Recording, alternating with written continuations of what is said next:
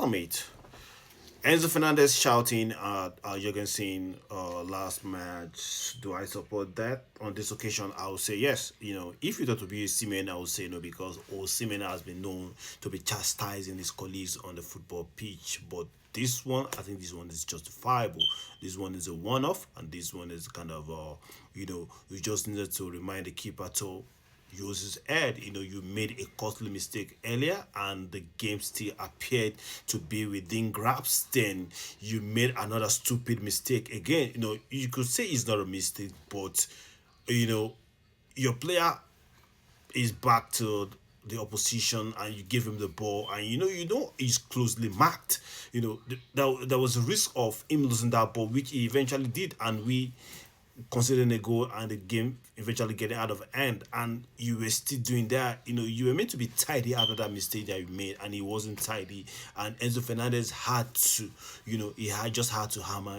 If release the feeling of our Chelsea fan yesterday. That was how frustrated we were, but we were not in the stadium. We were not on the pitch. We were far away, but that's what you need to do. Yeah, anybody can make a mistake. You've made a mistake. Don't let it happen again. Show people that you are remorseful enough. Don't continue with the tricks. With you're just dining with the devil. You're gonna get your hand burnt. And it all started in the first half. We just knew something silly was going to happen, and it eventually happened.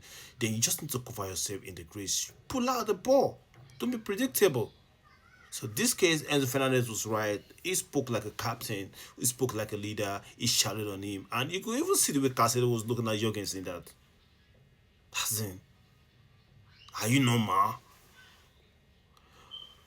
Singularly, he threw the game into the mud, and he has to learn from that. He has to learn from that. So Enzo Fernandez was right. He needed to feel it. This is not about uh press interviews, or it's not about meeting in the dressing room.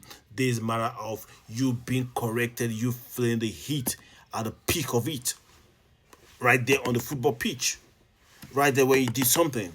It's like your 4 year old doing something and you fail to react, and after 3 days you're not telling the boy what you did. No, it doesn't make sense. But that particular moment, I'm not saying you should spank, don't spank, but that particular moment that he makes that mistake, let him know what he did was wrong.